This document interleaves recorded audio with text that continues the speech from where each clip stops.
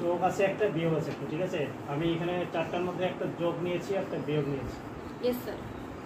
এগুলো হচ্ছে ভগ্নাংশের যোগ। ভগ্নাংশের যোগ করার জন্য প্রথমে আমাদেরকে কি করতে হবে? হরগুলো লক্ষ্য করতে হবে। এখানে হর কি কি আছে দেখো, 4 আর 3।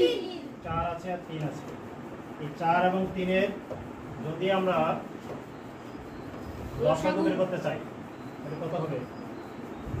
লসাগু 12 হবে, কারণ হচ্ছে এটা একটা যৌগিক সংখ্যা, একটা হচ্ছে মৌলিক সংখ্যা। মৌলিক সংখ্যা। তাহলে লসাগু পেলাম 12। এখন এখানে যেহেতু ফাঁকা ঘর দেওয়া আছে, তাহলে এই লসাগুর জায়গায় আমরা 12 লিখব। কত লিখবো? 12। তাহলে দুইটাতেই 12 লিখতে হবে নাকি? এখানে হর আছে 4, লসাগু হচ্ছে 12। তাহলে হর দিয়ে লসাগুকে যদি তুমি ভাগ করো তাহলে কত হয়? सर 3। 3 হয়। 3 দিয়ে লবকে গুণ করলে 3ই হবে নাকি? বুঝা গেছে? পরেরটা একই ভাবে হবে। লসাগু হচ্ছে 12, হর কত? 3 দিয়ে 12 কে ভাগ করলে 4 হবে। 4, এখানে লব কত আছে? 1। 4 দিয়ে 1 কে গুণ করলে 4ই হবে নাকি? এখন দেখো এখানে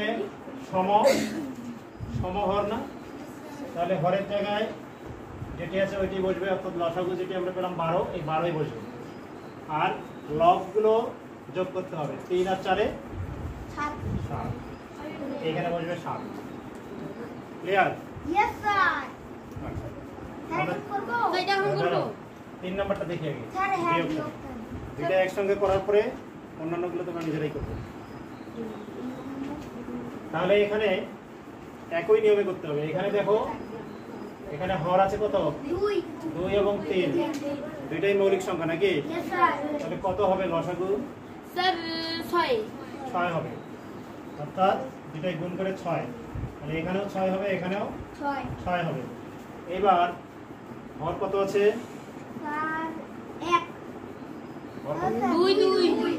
सर 3। লসাগু হচ্ছে सर 6 6। নাকি? 6 কে 2 দিয়ে ভাগ করলে 3। 3 দিয়ে 1 কে গুণ করলে 3। এখানে আমরা কি লিখবো? 3। 3 লিখবো। একই নিয়মে 2। এখানে কি হবে? 2। 2 হবে। তাহলে সমহরের কারণে আমরা এখানে হরটি বসাই দিতে পারি নাকি? আর এক লিখবো। আর এখানে 3 বিয়োগ 2, 3 থেকে 2 বিয়োগ করলে 1। 1। ক্লিয়ার? Yes sir. সহজ না? Yes sir. আচ্ছা, এখন তুলে নাও।